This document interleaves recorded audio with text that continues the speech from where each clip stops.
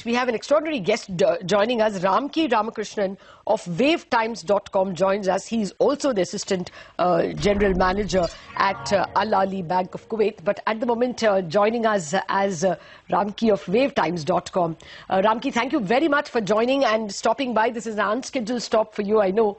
But, stopping at the lowest point in 2015 and ending at that lowest point today, is this opening the floodgates for big losses on the Nifty? Yeah, hi. Thank you for having me again. A few weeks ago, we discussed this support around 7980 to 8080, from where we anticipated a recovery. While that recovery did happen, the personality of the bounce was a clear giveaway that this complex correction has not been done. And I have now reassessed this whole scenario, and I think that any recovery from now to perhaps to 84 levels, 8400 levels, is a time for the short-term traders to exit their long positions in the Nifty and any weak stocks that they may be holding, because I think that we have moved down to perhaps around 7750 to 7680 as the next level, from where we will get a recovery again like the last time. So look at 7750 to 7680 as your next level to buy.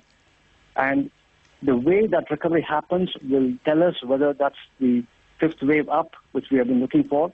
That up move is bound to come, but I now think that the up move is going to happen from those lower levels.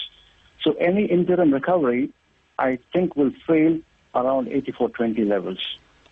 Hi, Mr. Ramakrishnan. Thanks so much for joining in this afternoon. So for a trader who's sitting on long positions, you said that you will advise them to book out currently. But for a trader who wants to get into the Nifty now, do you think he can go ahead and short after such a big correction? I think we've seen 500 points just in the last 7-8 trading sessions. Is there a shorting opportunity currently?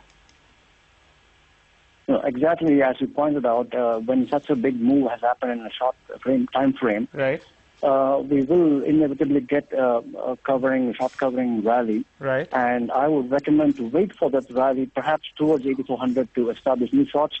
And of course, with always, as traders should have nearby stops and not turn that into long-term positions which will sit there forever. So wait for that recovery and sell, because the right way to trade any market is to get into key levels and not get into the market at drop of a hat. Or just because somebody is seeing a move has happened, we cannot go and sell after the current move has happened. So either you buy at around 7680 to 7750, in which case you can sit on it for a couple of days and it will come back and perhaps go well into profits. Or if you see 8420 happening in the next 2-3 sessions, you can sell there, because it's bound to come back and retest this low and perhaps break it, because the market is telling us that in the near term, it's not ready to go up. And we should listen to those signals. Okay.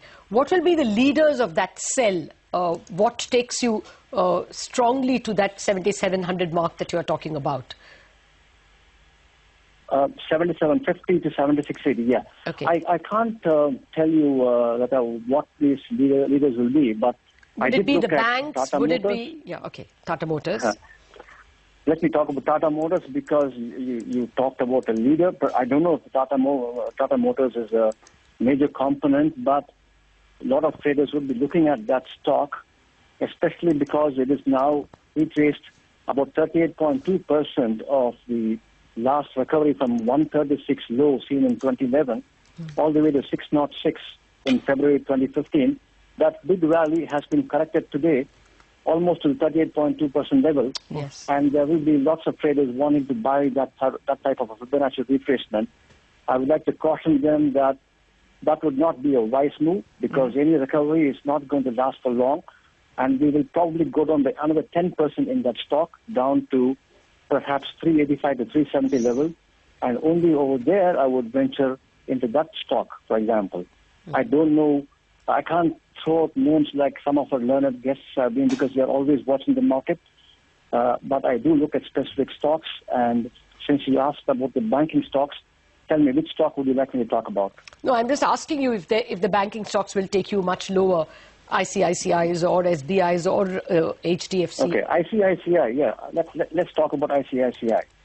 I think it's currently trading around 288, right? 287 and a half. Yes. There is a high, if you go back to 2010, there was a high at 256. From that level, that stock had halved in price. And then on the next recovery, it went to 248 in May 2013.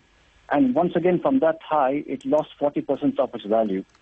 These two peaks would form a sort of a cushion on the way down. Okay. And now that we are coming off with a high of 393, I think we will see some support showing up initially just below 270. But even that recovery may not last for long. But if it gets down to 255 levels, which is just above the levels which we discussed now, the prior tops, when it gets near the 255 level, I would be interested to invest in it for the medium term. Okay. All right, Mr. Ramakrishnan. In fact, ICICI is the big heavyweight on the Nifty. It has nearly around 5.5 to 6%, while Tata Motors, the other stock you're talking about, is nearly a 3% weightage on the Nifty.